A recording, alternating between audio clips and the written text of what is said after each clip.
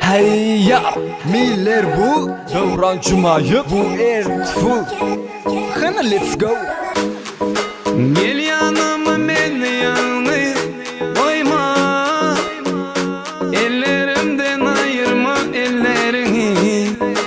Onların ben uzakta bulma, yüreğimi akıttın özün bilin. Ayday ayday, gözlerim ayday ayday, yüreğimi dar etme, mehrini versene. Ayday ayday, gözlerim ayday ayday, yüreğimi dar etme, mehrini versene. gözüm aşı bu keşfe. Men Mecnun düşen aşka. Yöre bilsen saklayattı gözlerimin de görünüp başka. Seni taptım, hata edip baktım. Sen yaktın, sen beni taktın. Karanlık ömrüme saçtın yalkın. Sen bilen geçiren gülüme bir baktım. At beni, yak beni, kucağına kap beni. Birden yetirsen elinden yeni göze kap beni. Gözlerin mahvet, günde suyu kat bile. Ellerine ver bana ekipçek yaktı. Olmasın hakkımı düşman yüzü gülmesin. Düşman yüzü gülmesin, suyu gülmesin. Sensiz yok, uydurmuş o da hevesin. Çeke doğunca gene gelir seni göresin.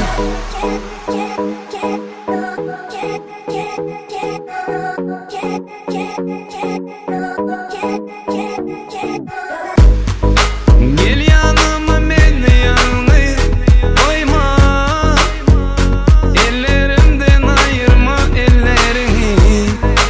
Onların ben uzakta bulma, yüreğimi akıttın özün bilin. Ayday ayday, gözlerim ayday ayday, yüreğimi dar etme, mehrini versene.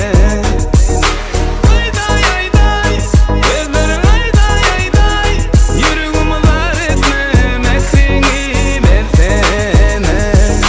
Gelsene yanıma, sensiz men yalnız. Sen bolmasan ağız karanlık gündüz.